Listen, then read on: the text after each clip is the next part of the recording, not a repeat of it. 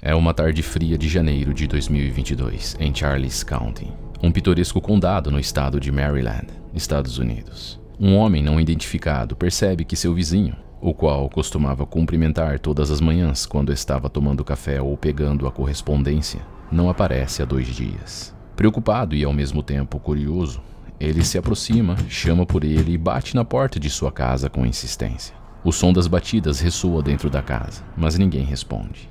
Preocupado, ele anda em torno da residência na tentativa de descobrir o que tinha acontecido. E em uma das janelas, que dá visão ao corredor da cozinha, ele tem uma visão sinistra do que parecia ser um corpo caído no chão. Ele bate na janela de vidro e grita bem alto, mas o corpo permanece imóvel, sem qualquer sinal de vida. Alarmado, ele então aciona a polícia, que logo chega. Com a afirmação do vizinho de que o homem morava sozinho e com a visão do que parecia ser um corpo na casa, as autoridades arrombam a porta e, ao entrar, encontram David Histon deitado no chão em posição fetal. Seu semblante jovem e saudável não revelam qualquer ferimento aparente. Além disso, a casa parece estar limpa e bem organizada, longe do aspecto de uma residência arrombada ou assaltada. Perplexos diante da descoberta macabra, as autoridades mantêm-se cautelosas e prosseguem meticulosamente a investigação na casa. E ao acender a luz de um cômodo ventilado apenas por uma janela, eles veem dezenas de répteis empilhados cuidadosamente em gaiolas de vidro que se alinham à parede umas sobre as outras. Entre elas, destaca-se uma imponente piton birmanesa de 4 metros de comprimento. O perigo presente na casa é assustador. Nesse momento, as autoridades supõem o que pode ter acontecido com David. A equipe de controle de animais é chamada para lidar com a situação. Sob a supervisão do diretor do departamento, especialistas experientes se preparam para examinar a impressionante coleção de répteis. A quantidade de cobras encontradas é inédita, mesmo para os profissionais. Enquanto manuseiam as gaiolas e examinam as cobras com cautela, os especialistas descobrem que algumas delas são venenosas e ilegais na região de Maryland. Entre as espécies encontradas estão pitons, cascavéis e, para a surpresa e preocupação de todos, as temidas e extremamente agressivas mambas negras, conhecidas como algumas das mais velozes e venenosas do mundo. Essas serpentes mortais podem atingir velocidades impressionantes, capazes de atingir até 20 km em um ataque. Além disso, possuem um veneno neurotóxico de potência assustadora, capaz de paralisar a respiração e interromper o coração de suas presas, bem como de seres humanos. Os sintomas do envenenamento são devastadores e incluem visão turva, tontura, dificuldade respiratória, fraqueza muscular e colapso cardiovascular, que podem levar a uma morte rápida e agonizante. Apenas 2 gotas do veneno dessa cobra podem matar um ser humano em 20 minutos. Inúmeras cobras foram encontradas na sala, no porão e em outros 2 cômodos da casa. Durante o processo, as autoridades ficam perplexas quando notam que as cobras estavam sendo cuidadas com meticulosidade. Embora a situação seja aterrorizante, há uma estranha sensação de ordem na forma como são mantidas. As gaiolas estão limpas e seguras, evidenciando um cuidado meticuloso por parte de David Histon, mesmo em meio à sua obsessão sombria. A casa havia sido montada meticulosamente para cuidar dos répteis. Os tanques estavam em prateleiras em salas com diferentes controles de temperatura para as várias espécies de cobras que ele tinha. Foram identificadas 30 cobras, entre variedades egípcias, cuspideiras e florestais. Cobras-ratos, pitons e jiboias estavam entre as espécies não venenosas listadas. Havia muitas cobras venenosas lá, algumas que eu nunca vi, disse um dos especialistas. Foi uma experiência reveladora e de aprendizado. As cobras cuspidoras cospem. Eu vi isso em primeira mão, finalizou ele. Com a permissão da mãe de David, a equipe se dedica a remover as cobras da residência. Cenas dramáticas se desenrolam enquanto um dos membros da equipe, demonstrando bravura diante da ameaça iminente, habilmente manipula uma enorme cobra amarela e a coloca em uma caixa de plástico transparente. Os especialistas iniciam o delicado processo de isolamento das cobras não venenosas, colocando-as em recipientes adequados e assegurando que tenham as condições adequadas para sua sobrevivência temporária. Para as espécies venenosas, são convocados especialistas que possuem as licenças e habilidades necessárias para lidar com esses répteis letais. O manuseio seguro dessas criaturas mortais exige horas de trabalho meticuloso, com o uso de equipamentos de proteção e técnicas precisas. Após todo o procedimento de contenção e embalagem, as cobras são transportadas com extrema cautela para um local seguro na Carolina do Norte, onde um ambiente controlado e especializado está disponível para receber os animais. Antes de partirem, os tratadores têm o cuidado de aquecer seus veículos por cerca de meia hora, garantindo assim que as cobras não sejam expostas a temperaturas prejudiciais durante o transporte. Mesmo com o receio disseminado entre os moradores do bairro onde as cobras foram encontradas, as autoridades responsáveis tranquilizam a população, assegurando que todas as cobras foram devidamente contabilizadas e que não representam um risco imediato. Além disso, eles enfatizam que a região de Maryland apresenta condições climáticas rigorosas, especialmente durante o inverno, o que dificulta a sobrevivência desses répteis em um ambiente externo. Ainda assim, medidas de precaução são tomadas para garantir a segurança contínua da comunidade. As autoridades solicitam que os moradores permaneçam vigilantes e relatem qualquer avistamento suspeito, a fim de que possam prontamente agir para resolver a situação. Adicionalmente, são realizadas verificações regulares na área para garantir que não haja qualquer cobra restante, minimizando qualquer possibilidade de perigo futuro. A autópsia de Houston foi realizada no escritório do legista estadual em Baltimore. Andrew Owen, porta-voz do Departamento de Saúde de Maryland, foi citado por e-mail que a morte de Houston, de 49 anos, foi considerada acidental, e a causa foi picada de cobra. A notícia se espalhou rapidamente pela comunidade, deixando todos perplexos e intrigados. Como alguém poderia manter uma coleção tão perigosa e exótica em sua própria residência? Enquanto a comunidade se recupera desse evento perturbador, a história de David Houston permanece um mistério intrigante. As autoridades iniciaram uma investigação mais aprofundada sobre suas atividades e motivações, buscando compreender o que levou a essa coleção de répteis mortais. E à medida que a investigação avançou, revelações surpreendentes emergiram, lançando uma nova luz sobre a vida de David. Descobriu-se que ele era um entusiasta de répteis desde muito jovem, dedicando grande parte de seu tempo ao estudo e à aprendizagem sobre cobras. O que começou como uma paixão aparentemente inocente e fascínio pela vida desses animais, ao longo do tempo, transformou-se em uma obsessão perigosa. David mergulhou de cabeça na criação e no cuidado de cobras venenosas, adquirindo conhecimentos especializados e tornando-se um verdadeiro especialista no assunto. No entanto, sua obsessão ultrapassou os limites legais, levando-o a acumular uma coleção ilegal de cobras venenosas, desafiando as leis e colocando sua própria vida em risco. A história, com suas reviravoltas sombrias, continua a ecoar nas mentes dos moradores, tornando-se uma lenda local que será recontada por anos a fio. A morte de David se tornou um marco na luta pela conscientização sobre a posse responsável de animais exóticos e a necessidade de regulamentações mais rigorosas nesse setor. A vida de David Houston se tornou um exemplo sombrio de como uma paixão pode se transformar em uma obsessão mortal, deixando uma marca indelével na memória coletiva das pessoas.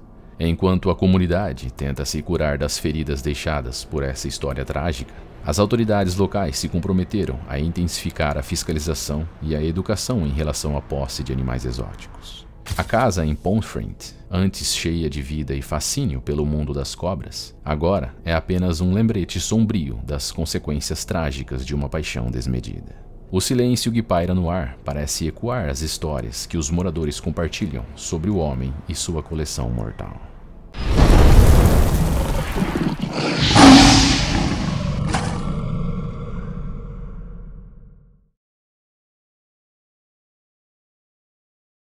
Mac Randall Woolford foi um extravagante pastor pentecostal da Virgínia Ocidental, uma figura carismática e destemida que ganhou notoriedade em toda a região de Apaláquia. Seus talentos extraordinários para lidar com serpentes foram até mesmo destacados em um artigo na The Washington Post Magazine. Com base em sua crença fervorosa e na interpretação de passagens bíblicas, ele planejou um culto ao ar livre numa tarde de domingo em um parque estadual isolado, na esperança de reviver os tempos antigos e relembrar o espírito vibrante dos cultos passados. Woolford, que tinha acabado de completar 44 anos, estava animado e cheio de expectativa para esse evento especial. Ele imaginava que seria uma verdadeira volta ao lar, um momento em que os fiéis se reuniriam para falar em línguas, manusear serpentes e se envolver em uma celebração intensa de fé. Era uma ocasião aguardada com entusiasmo, destinada a trazer alegria e conexão espiritual profunda. No entanto, A realidade que aguardava Wolford e seus seguidores foi muito diferente do que eles haviam previsto. Em meio ao fervor do culto, ocorreu uma tragédia que abalou a comunidade. A cascavel que Wolford possuía há anos o mordeu, lançando um véu de desespero e tristeza sobre o culto. Essa história e como tudo aconteceu, você vai saber agora. Mas antes de iniciarmos, se você é fã do sombrio, sinistro e selvagem, entregue em forma de relatos, você está no lugar certo, porque por aqui isso é tudo o que nós fazemos. Então, por favor, deixe o seu gostei e se inscreva no canal. Considere compartilhar este conteúdo em suas mídias sociais. Assim, você estará ajudando a conscientizar mais pessoas sobre o frágil ato de equilíbrio entre o homem e a natureza selvagem.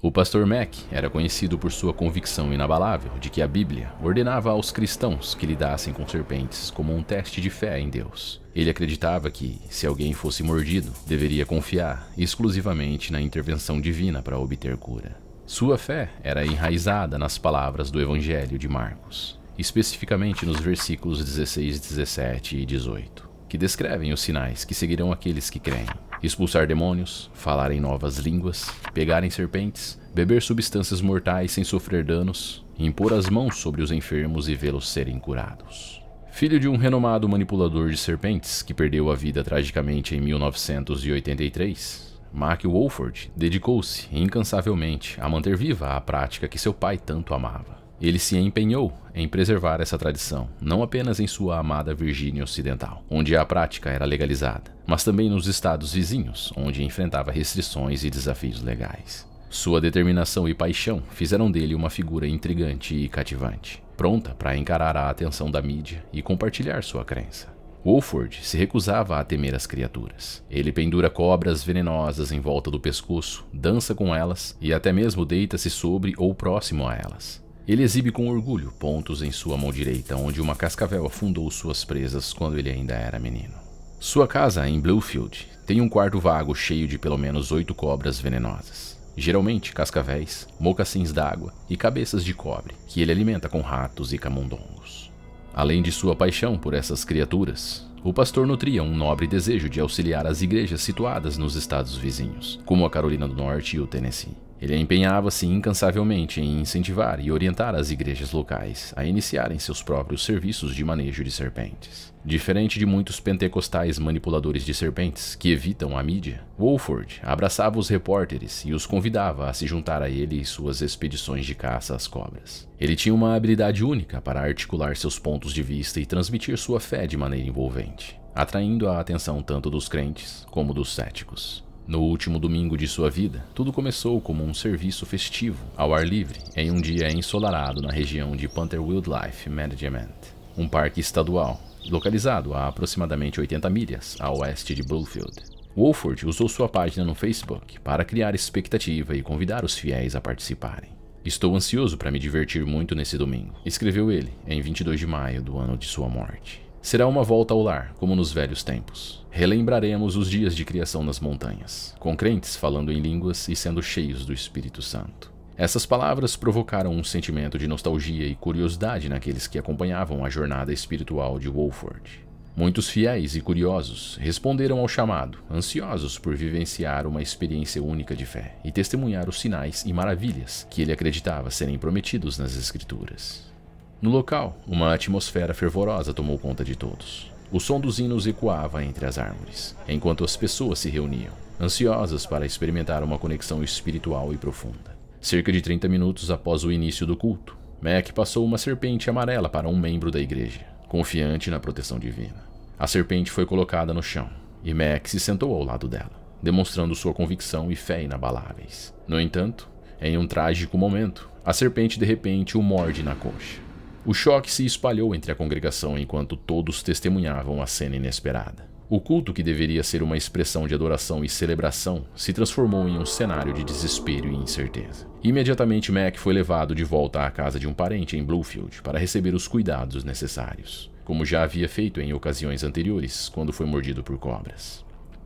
A esperança era que ele se recuperasse como antes, confiando em sua fé e nas orações de seus seguidores. No entanto, à medida que o dia chegava ao fim, ficava cada vez mais evidente que essa mordida era diferente das anteriores. Mensagens desesperadas começaram a circular nas redes sociais, pedindo orações pela recuperação de Mac.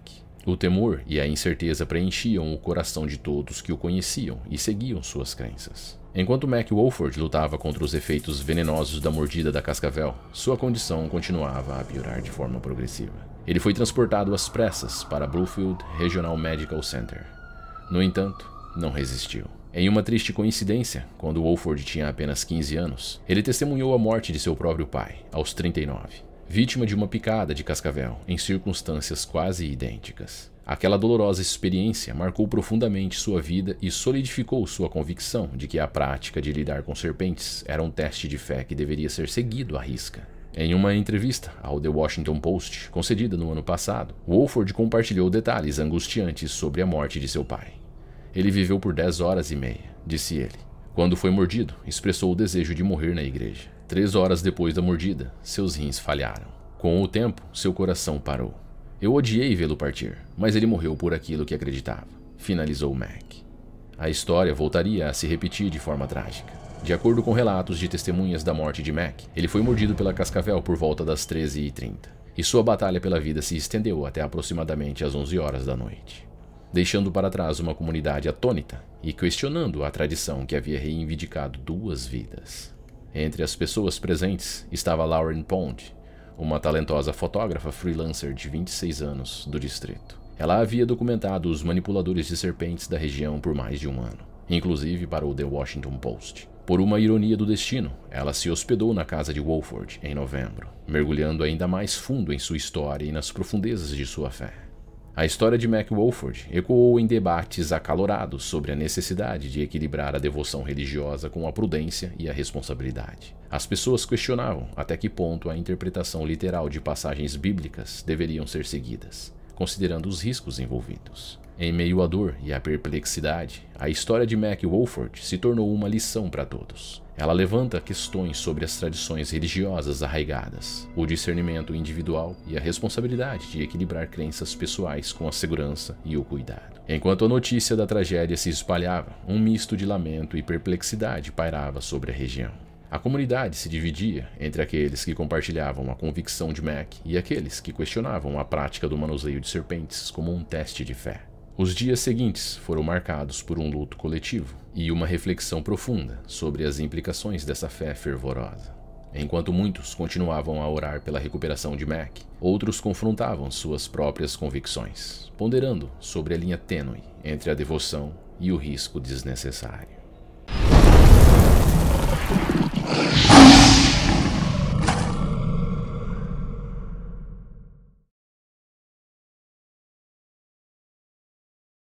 Esta é Mandy Trecartin, de 33 anos, mãe de Noah Bart, de 4 anos, e Connor Bart, de 6 anos. Eles moram em New Brunswick, Canadá. Nos fundos de sua casa, mora Jean-Claude Savoy. Apesar de se verem muito pouco, Mandy considera Savoy um bom amigo, honesto e confiável. Jean Savoy tem um filho pequeno que é amigo dos filhos de Mandy.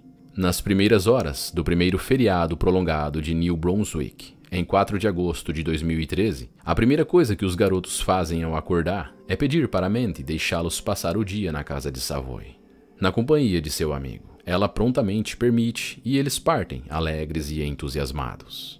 Em anexo à casa de Savoy está um pet shop misturado com uma espécie de zoológico sem licença, o Savoy's Reptile Ocean, onde ele cria cobras, como a piton africana. Compartilhando o mesmo ambiente que os animais, as crianças brincam a tarde toda, correndo para lá e para cá, em um dia extremamente sadio e divertido, fazendo o que crianças nessa idade fazem.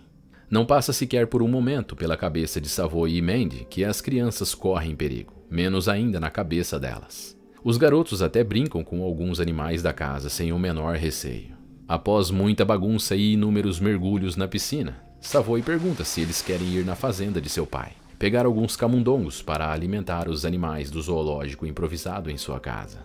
Ao chegar, entusiasmados e alegres, as crianças brincam por toda a fazenda. O fim de tarde não poderia ser melhor. Os garotos passam a mão nos animais e brincam no celeiro, enquanto Savoy pega os camundongos e conversa com seu pai. À noite, por volta das 22h30, Savoy e as crianças partem de volta para sua casa e organizam uma festa do pijama, algo que já tinham feito algumas vezes anteriormente. Já está tarde, mas para os garotos é como se fossem 3 horas da tarde. Eles só querem continuar com a bagunça. Após muitas brincadeiras, a energia deles finalmente acaba e os pequenos adormecem. Mandy deixa seus filhos para dormirem na casa de Savoy e vai embora junto com seu namorado. Ela sabe sobre os répteis que habitam o recinto, praticamente junto ao apartamento, mas como disse anteriormente, ela não vê perigo algum, já que os garotos visitaram a casa inúmeras vezes. Savoy carrega os garotos e os coloca no sofá grande da sala e vai para seu quarto, onde dorme com seu filho. As pitons africanas são cobras grandes e robustas. Sua média de tamanho alcança 5 metros de comprimento, mas já houve casos em que chegaram a 8 metros. Normalmente elas se alimentam de aves, antílopes, filhotes de cães selvagens, filhotes de gnus e outros mamíferos. São nativas do continente africano. Porém, muitas cobras foram trazidas para o Canadá para serem criadas como animais de estimação. Essa prática era muito comum também no país vizinho Estados Unidos. Mas no ano de 1973, um grande furacão devastou os Estados Unidos. Consequentemente, muitas cobras de estimação foram levadas, mas sobreviveram ao furacão. Com o passar do tempo, elas se espalharam pelo continente. Além disso, muitas pessoas que compravam pitons africanas ainda filhotes não tinham ideia do tamanho que elas podiam alcançar. Então, depois de adultas, resolviam que era melhor soltar na natureza. Assim, elas começaram a se reproduzir e a se espalhar. O recinto que a piton de Savoy fica está ao lado da sala onde as crianças estão dormindo, em uma espécie de gabinete de vidro que vai do chão ao teto. Logo acima está uma abertura do sistema de ventilação que também passa pela sala de estar. O animal já havia tentado passar por este duto antes, mas como havia acabado de se alimentar e seu diâmetro estava maior, ela não conseguiu passar. Um dos funcionários de Savoy o alerta sobre a tampa do respiradouro que precisa ser consertada. Savoy diz que vai resolver e não toca mais no assunto. O fato é que nesta fatídica noite, a cobra estava sem comer há algum tempo. Mesmo em repouso, ela era relativamente maior que o duto. Porém, sua habilidade de contrair o corpo faz com que ela consiga entrar e deslizar pelo sistema de ventilação. Ao passar por cima do próximo cômodo que estava a sala, o frágil material do forro se parte e a cobra cai no local onde os garotos estavam dormindo. Ali teve início um dos episódios envolvendo animais selvagens mais tristes registrados no Canadá. Estima-se que no Canadá existam 160 mil cobras mantidas como animais de estimação, sem nenhuma regulamentação. A legislação do Canadá não proíbe uma pessoa de possuir uma piton. De acordo com as leis do país, elas podem ser possuídas legalmente, mas com permissão. A falta de regulamentação pode trazer a falta de conscientização em relação ao comportamento do animal, o que pode resultar em tragédia. Independente do que muitos pensem, as cobras, principalmente as grandes, devem ser corretamente trancadas e mantidas longe, especialmente de crianças. A aquisição de animais não domésticos está sujeita a intenso controle por parte de órgãos de fiscalização ambiental canadense, que exige para a maioria dos animais selvagens um zoológico, ambiente adequado ou licença de pesquisa para possuí-los. Nenhum destes era o caso de Savoy. Na manhã seguinte, Savoy acorda e vê os garotos no chão da sala, com os olhos fechados como se estivessem dormindo. Ele segue para a cozinha para preparar o café, se perguntando por que eles desceram do sofá para dormir no chão, sem ter a menor ideia da tragédia que tinha ocorrido na madrugada. Savoy derruba uma tigela no chão e faz muito barulho. Ele corre para ver se tinha acordado os meninos, mas eles continuam parados, imóveis e em uma posição meio estranha para quem está dormindo. Savoy chega mais perto para verificar e nota que o tom de pele dos irmãos está meio azul. Ele se preocupa e tenta acordar os garotos, mas percebe que estão mortos. Às 6h49 da manhã, Mandy, a mãe dos garotos, acorda com batidas fortes em sua porta. Assim que ela abre, vê Savoy totalmente desesperado, dizendo: "Oh meu Deus, seus 2 filhos estão mortos. É verdade, é a merda de um pesadelo, mas é verdade." Ao entrar na casa, Mandy entra em completo estado de choque. Logo, ambulâncias, policiais e autoridades tomam conta da casa de Savoy. O responsável pelo exame dos corpos dos garotos, Dr. Merrick Gudlewski, disse que os irmãos foram encontrados com muitas perfurações no corpo, principalmente no rosto.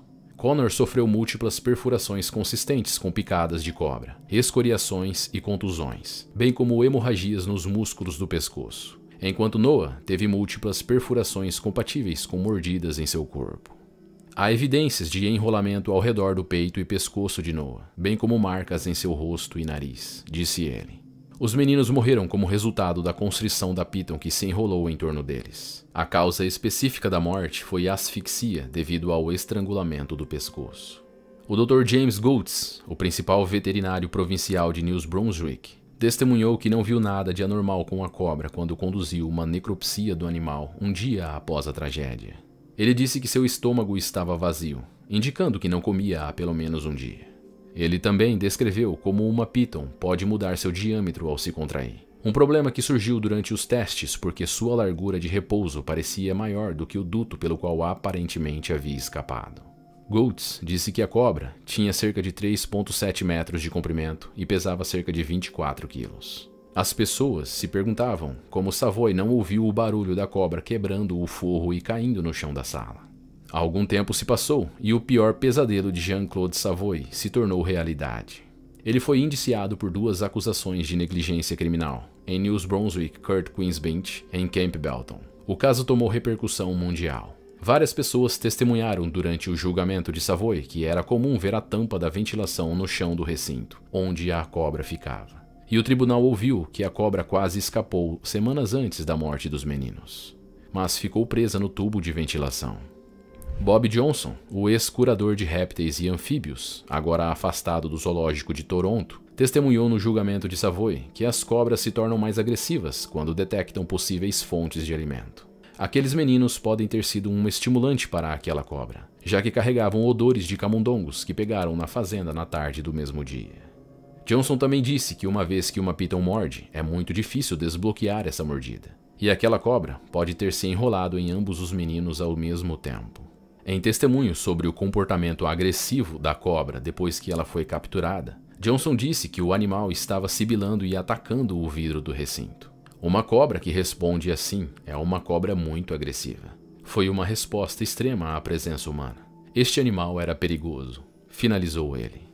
Em 2016, o júri considerou Savoy inocente de todas as acusações.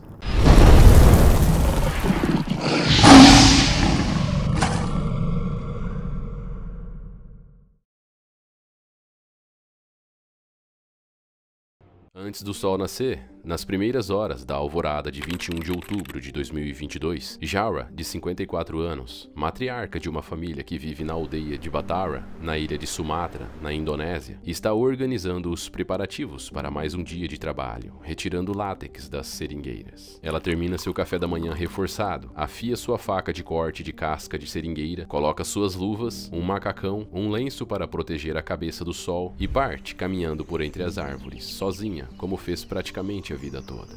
As horas árduas trabalhando no sol quente eram longas. Por dia, Jara retira o valioso material de mais de 200 árvores, caminhando fileira após fileira de seringueiras, que de tão vastas, desapareciam no horizonte. Um pouco de informação sobre seringueiras e pitons articuladas é necessário para entendermos melhor este relato. Sem contrato formal, benefícios ou segurança, cada trabalhador é responsável por uma grande área de árvores, fazendo da retirada da seiva um trabalho solitário, em que os trabalhadores só se veem quando chegam ou quando vão embora. A Indonésia é o segundo maior produtor de borracha do mundo. Junto com a Tailândia e Malásia, são responsáveis por 70% da produção global. Não é de se admirar que este material também seja o segundo commodity agrícola mais importante do arquipélago, depois do óleo de palma.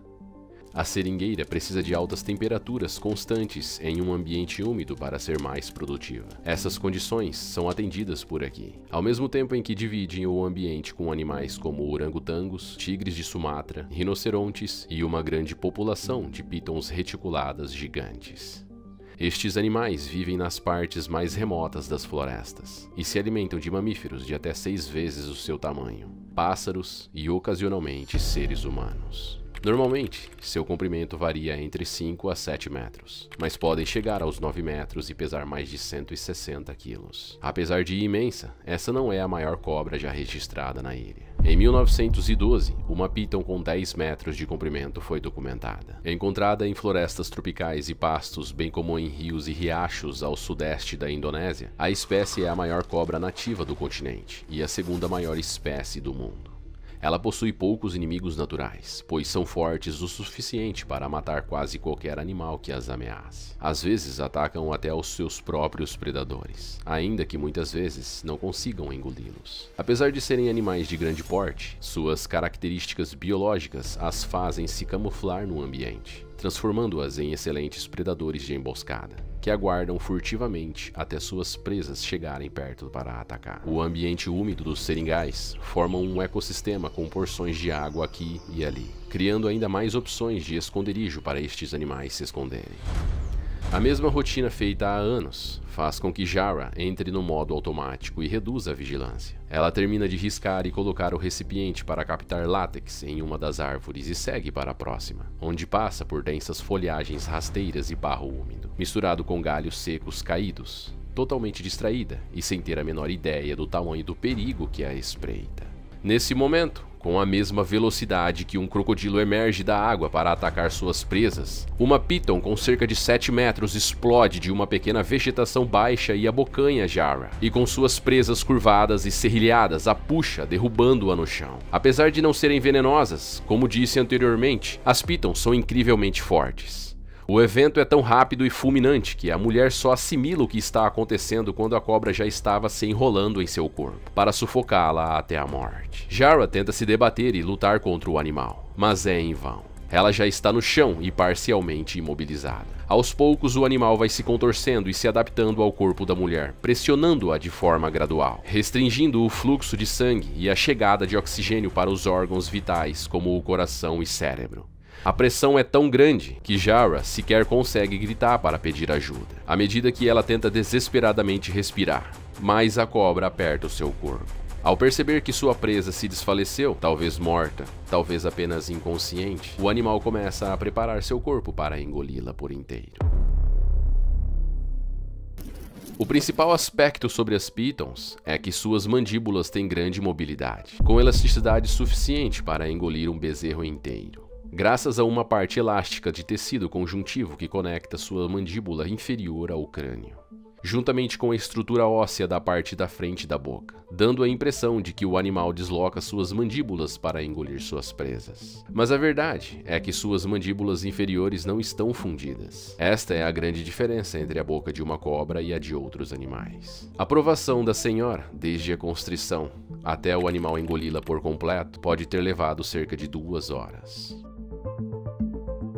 Jara tem o hábito de sempre chegar em casa no horário. Ao anoitecer, seus familiares logo sentem a sua falta e imediatamente vão atrás dela. Eles se espalham e vagam pela mata escura gritando por seu nome, mas não a encontram. Seu marido encontra suas sandálias, jaqueta e o lenço que usava na cabeça. Temendo o pior, eles então retornam e relatam às autoridades sobre o seu desaparecimento. Na manhã do dia seguinte, policiais se juntam a algumas pessoas da província, na ilha ocidental de Sumatra, que já estavam procurando por Jara, formando uma grande equipe de busca.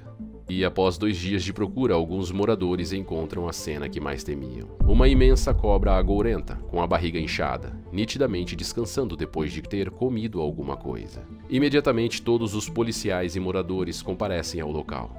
Eles matam a cobra e começam a abrir seu corpo cuidadosamente. Todos ficam surpresos quando pés humanos aparecem, junto com pernas e um corpo inteiro que vai se revelando conforme eles abrem o animal. Era o corpo de Jara. As pitons levam semanas para digerir suas presas, por isso seu corpo estava totalmente intacto.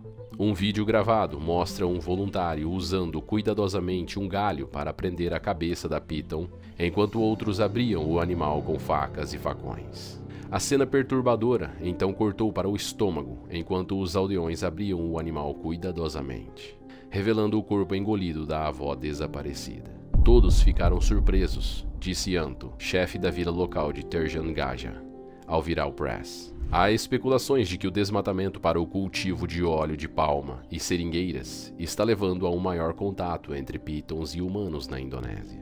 Embora raros, mais casos já foram documentados. Este recente incidente não foi a primeira vez que pitons reticuladas engoliram humanos. Em 2018, uma vítima de 54 anos, chamada Watiba, foi encontrada dentro de uma piton reticulada, na ilha de Muna, no sudeste de Sulawesi, na Indonésia. Segundo reportagem do USA Today, uma cobra com a barriga inchada foi encontrada a 54 metros de onde os pertences da vítima foram descobertos, e a descobriram dentro do animal. Em 2017, outro caso igualmente assustador aconteceu. Um homem de 25 anos foi engolido por uma cobra também em Sulawesi. Estes serão casos para os próximos relatos. Se este vídeo despertou seu interesse, sugiro que clique no link do vídeo que está sendo sugerido para você neste momento. Lá você vai encontrar vídeos tão bons quanto este. Obrigado por me acompanhar até aqui.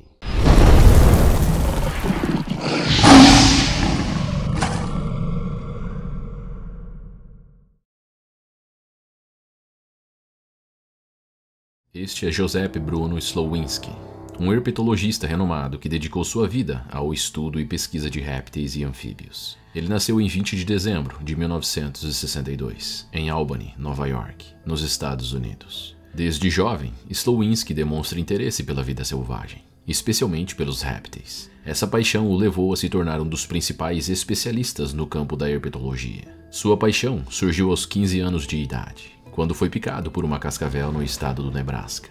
Desde então, os répteis venenosos se tornaram objeto de fascínio dele. Ele obteve seu diploma de bacharel em biologia pela Universidade de New York. Em seguida, ingressou no programa de doutorado em zoologia da Universidade da Califórnia, em Berkeley. Durante seu aprendizado, ele se concentrou nos estudos das serpentes venenosas e sua ecologia. Sua pesquisa pioneira e sua abordagem inovadora contribuíram significativamente para os avanços do conhecimento científico nessa área. Uma das principais conquistas de Slowinski foi sua extensa pesquisa e descoberta de novas espécies de serpentes venenosas. Ele realizou várias expedições em regiões remotas e perigosas, como a Ásia e a América do Sul, para coletar amostras e estudar a diversidade das serpentes venenosas em diferentes habitats. Suas descobertas ajudaram a ampliar a compreensão sobre a evolução e a distribuição dessas espécies.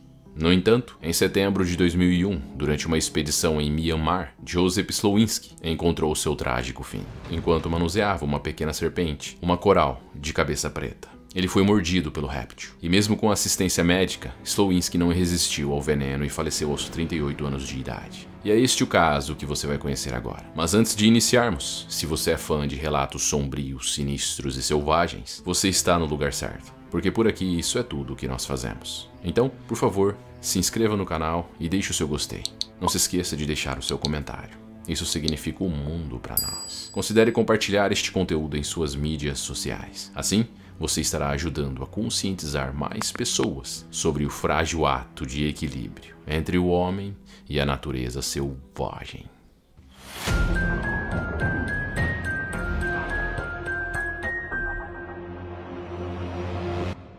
Estamos em Sarawak, uma região rica em biodiversidade localizada em Myanmar, que abriga uma vegetação exuberante e diversificada. A paisagem deslumbrante é caracterizada por uma mistura de florestas tropicais, manguezais, pântanos e áreas de vegetação ribeirinha, proporcionando um habitat ideal para uma variedade impressionante de espécies de serpentes.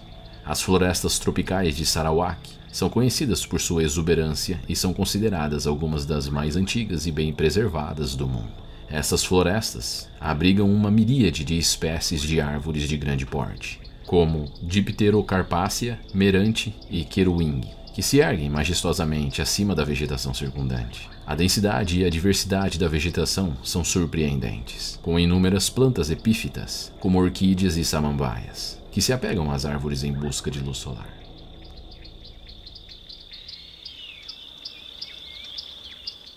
Em setembro de 2001, Joseph reuniu uma equipe diversificada de cerca de 10 acadêmicos altamente capacitados, cientes de que embarcariam em uma das jornadas mais desafiadoras de suas vidas. E ele estava certo. A condição precária do local e a falta de recursos financeiros foram obstáculos que atrasaram o início da expedição. No entanto, apesar das dificuldades, o grupo partiu com entusiasmo, composto por alunos especializados em herpetologia, ornitologia, entomologia e alguns estudantes birmaneses locais. À medida que avançavam pela densa vegetação, gradualmente se distanciavam da civilização. O tempo estava chuvoso, o solo enlameado e os rios turbulentos. Mesmo assim, cada membro da equipe continuava avançando cautelosamente, subindo as encostas da selva a uma média de 3 km por dia, enquanto analisavam e estudavam os habitats dos répteis. Todas as cobras encontradas em seu caminho eram minuciosamente analisadas, fotografadas e catalogadas, registrando cada detalhe de sua descoberta. O renomado herpetologista está cheio de entusiasmo e expectativa enquanto realiza suas pesquisas nessa floresta. Sua conexão com a região remonta ao ano de 1997, quando teve a descoberta impressionante de 18 novas espécies de cobras. Agora, ele retorna a esse paraíso das serpentes, ansioso para explorar ainda mais os mistérios que o aguardam. Ele tem fé de que essa expedição pode revelar novos conhecimentos sobre a diversidade e o ecossistema dessas criaturas. Ao chegarem na aldeia de Hatbal, um local remoto no norte de Myanmar, depois de uma semana exaustiva, durante a qual a equipe caminhou mais de 90 quilômetros em um terreno tão cheio de sanguessugas, pelas poças que as quais passavam, às vezes ficavam tingidas de vermelho com sangue.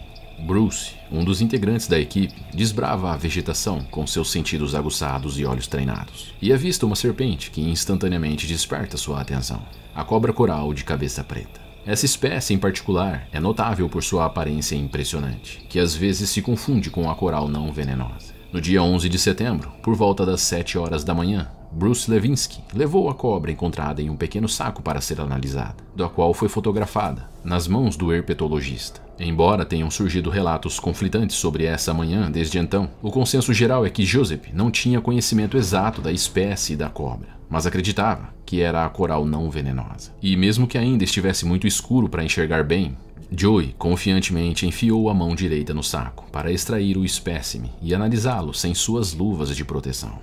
Imediatamente ele estremece de dor e puxa a mão direita de volta do saco. A pequena cobra listrada em preto e branco, com menos de 20 centímetros de comprimento, ficou pendurada frouxamente em seu dedo médio, com suas presas ainda afundadas em sua carne, marcando o momento da tragédia. Ele imediatamente reconhece seu erro e solta a cobra. Mesmo diante da situação adversa, Joseph mantém-se otimista. Ao examinar cuidadosamente seu dedo em busca de marcas de mordida, Joseph não encontra nada. Além disso, sua vida já havia sido marcada por encontros perigosos com cobras. Desde a picada de cascavel quando tinha apenas 15 anos, até um incidente em que uma cobra cuspideira que lançou veneno em seus olhos. Ele sobreviveu graças aos tratamentos tradicionais oferecidos pelos nativos birmaneses, evitando a cegueira iminente.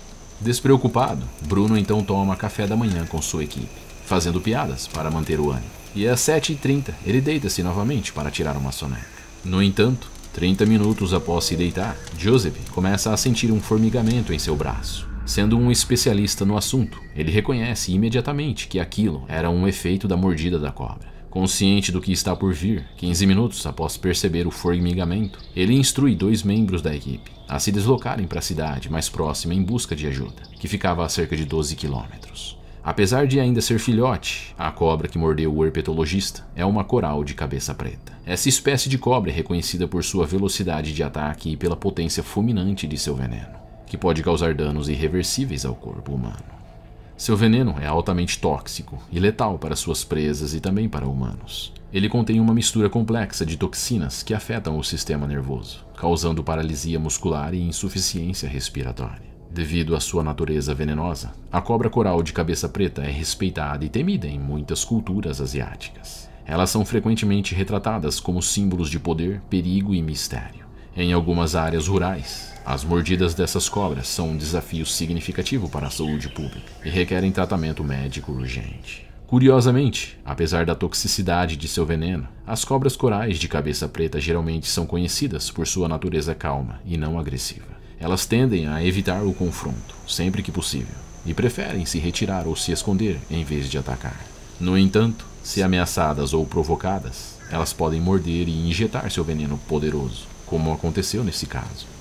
Joseph começa a perder gradativamente suas habilidades motoras. Ele então calmamente reúne sua equipe e descreve o que pode acontecer com ele nas próximas horas. Surpreendentemente, cada uma de suas previsões se concretizou com precisão.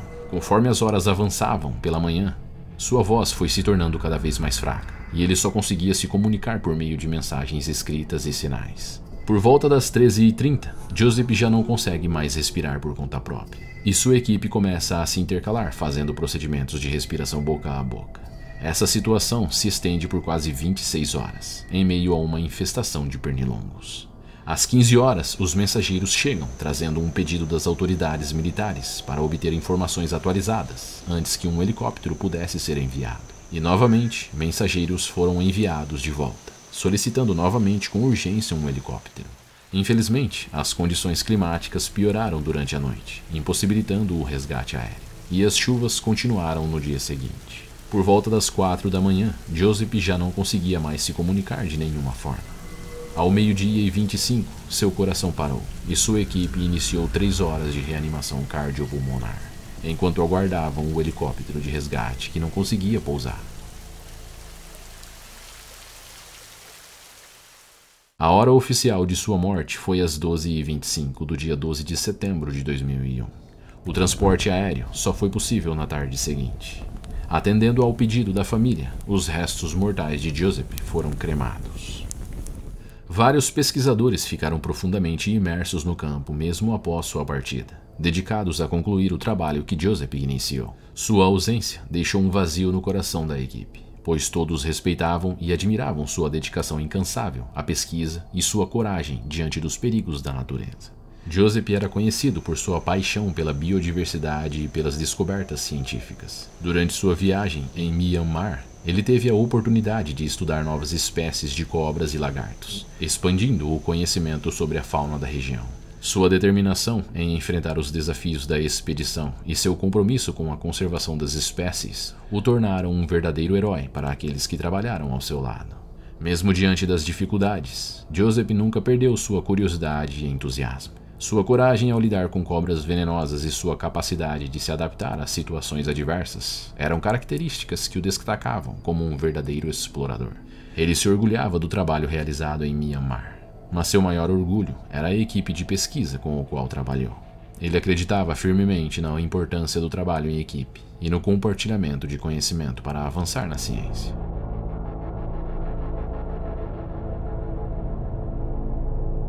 Se este vídeo despertou seu interesse pela vida selvagem, sugiro que clique em um dos links que estão sendo sugeridos para você neste momento. Lá você vai encontrar vídeos tão bons quanto este. Obrigado por me acompanhar até aqui.